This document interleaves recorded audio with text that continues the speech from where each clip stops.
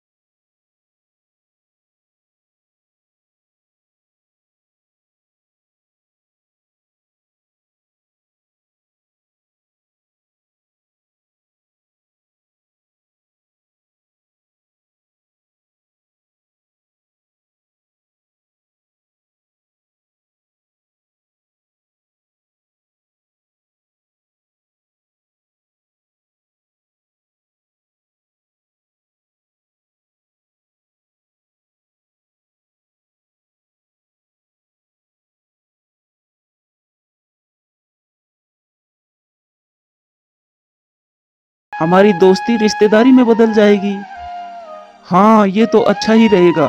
लेकिन भाई तू तो जानता ही है मेरी हालत। मैं तो मजदूरी करके अपना पेट पालता हूँ। देख भाई, हम बहुत गरीब हैं। तेरी तरह तो हम शहर में रहते नहीं जो हमारी अच्छी कमाई हो। इसलिए मैं टुनटुनी के दहेज के लिए कुछ भी नहीं जोड़ पाया हूँ।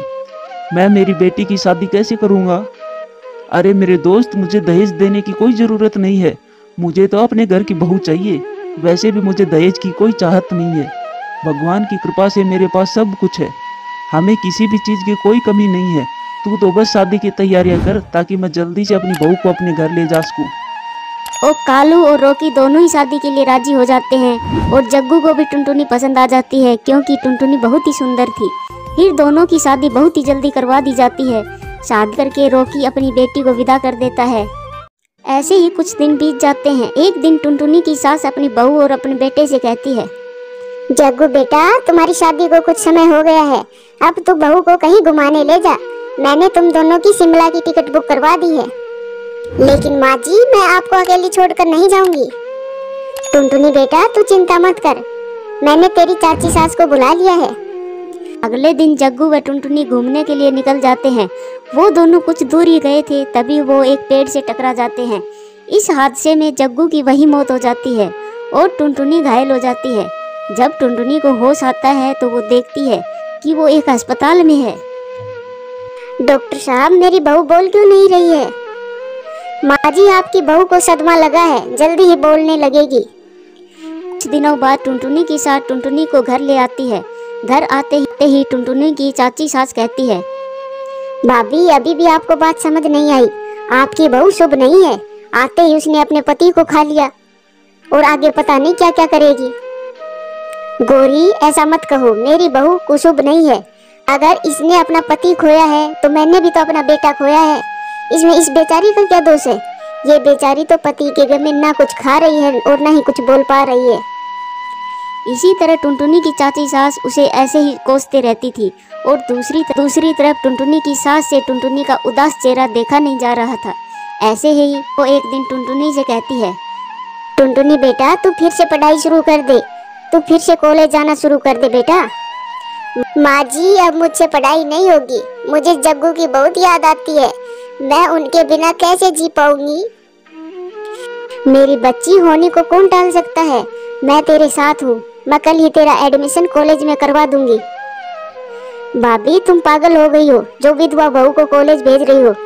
अब तो इसे घर से बाहर नहीं जाना चाहिए। गौरी, टुनटुनी पहले मेरी बहू थी, लेकिन अब वो मेरी बेटी है। अब मैं उसकी हर ख्वाहिश पूरी करूंगी। अगर वो कॉलेज जाएगी तो वो अपने पति के गम को भी भुला पाएगी और पढ़ लिख कर कामयाब भी हो जाएगी। अगले दिन से टुनटुनी कॉलेज जाना शुरू कर देती है। ऐसे ही कुछ दिन बीत जाते हैं। एक दिन रास्ते में कुछ गुंडे उसे छेड़ रहे थे। तभी वहाँ टुनटुनी का कॉलेज का दोस्त उनसे भिड़ जाता है। हे, तुम्हें किसने इजाजत दी है कॉलेज की चिड़िया को छेड़ने की? शिक्षा के मंदिर में तुम गंद मचाने आते हो? चलो अब भागो यहाँ से, वरना मैं पुलिस को बुला लूंगा। पुलिस का नाम सुनते ही गुंडे वहाँ से भाग जाते हैं। आपका बहुत बहुत धन्यवाद, आपने मुझे उन गुंडों से बचाया। टुनटुनी, इसमें धन्यवाद की क्या बात है? ये तो मेरा फर्ज था। तुम्हारी जगह कोई और चिड़िया होती तो मैं उसे भी बचाता। धीरे धीरे उन दोनों की नजदीकियां बढ़ने लगती है। टुनटुनी, तू मिट्ठू से प्यार करती है, तू उससे शादी क्यों नहीं कर लेती? क्या बताऊं मिंकी, मैं विधवा हूँ और शादी के लिए मिट्ठू के घर वाले मानेंगे या नहीं पता नहीं। ये बात जब टुनटुनी की सास को पता चलती है तो मिट्ठू को अपने घर बुलाती है। बेटा, मुझे तुम्हारे बारे में पता चला, मेरा कुछ पता नहीं, मैं कब मर जाऊं। बेटा तुम बुरा न मानो तो एक बात कहूं, तुम मेरी बहू से शादी कर लो। माँ जी, इसमें बुरा मानने की क्या बात है? मैं टुनटुनी से शादी करने के लिए तैयार हूँ और मैं अपने परिवार वालों को मना लूंगा। और कुछ ही दिनों में टुनटुनी व मिट्ठू की धूमधाम से शादी हो जाती है और वो खुशी खुशी रहने लगते हैं। किसी जंगल में टुनटुनी चिड़िया अपनी बेटी चिंकी के साथ रहा करती थी। टुनटुनी के पति की मौत बिजली गिरने से हो जाती है, जिससे टुनटुनी चिड़िया की आर्थिक स्थिति बहुत खराब हो जाती है। टुनटुनी चिड़िया बहुत ज़्यादा ही गरीब हो जाती है। मम्मा, मुझे बहुत जोरों से भूख लगी है, मुझे खाना दो। हाँ बेटा, मैं अभी खाना लाती हूँ, तुम चिंता मत करो। चिंकी बेटा देखो, तुम घोंसले में ही रहना, कहीं चली मत जाना, मैं अभी तुम्हारे लिए खाना लाती हूँ। मम्मा, आप मेरे लिए खाना ला दो, मैं कहीं नहीं जाऊंगी। ऐसा कहकर टुनटुनी चिड़िया खाने की तलाश में चली जाती है।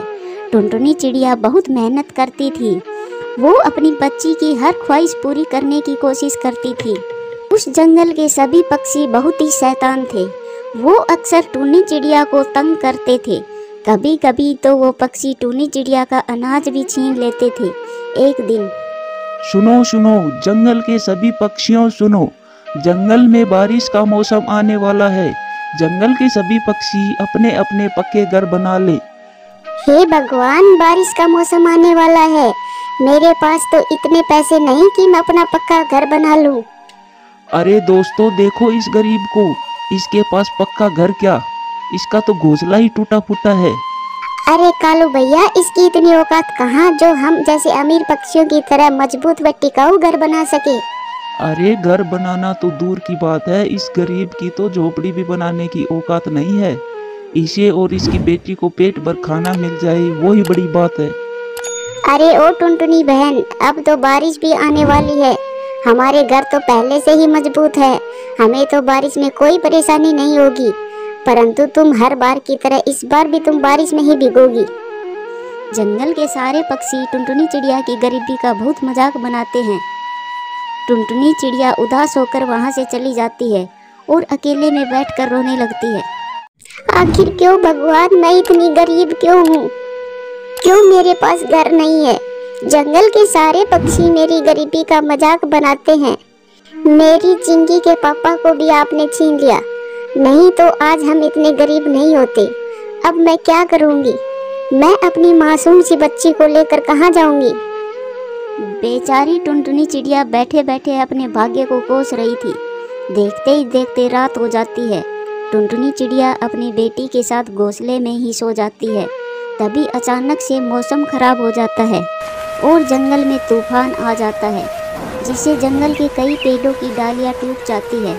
जिस पेड़ पर टुनटुनी चिड़िया का घोंसला था, उस पेड़ की डाली भी टूट जाती है, जिसकी वजह से चिंकी चिड़िया जमीन पर गिर जाती है और उसे काफ़ी ज़्यादा चोट भी लग जाती है। टुनटुनी चिड़िया अपनी बेटी को घायल देखकर फूट फूट कर रोने लगती है। कोई है, कोई है, पक्षियों मेरी मदद करो, मेरी बेटी को चोट लग गई है और कितना खून बह रहा है। टुनटुनी चिड़िया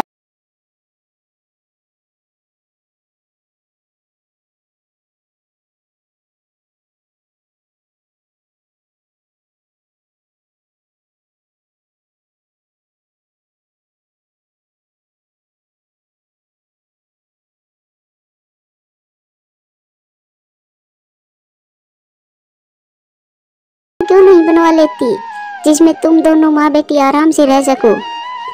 डॉक्टर साहब जी, मेरे पास इतने पैसे नहीं है कि मैं पक्का घर बना सकूं।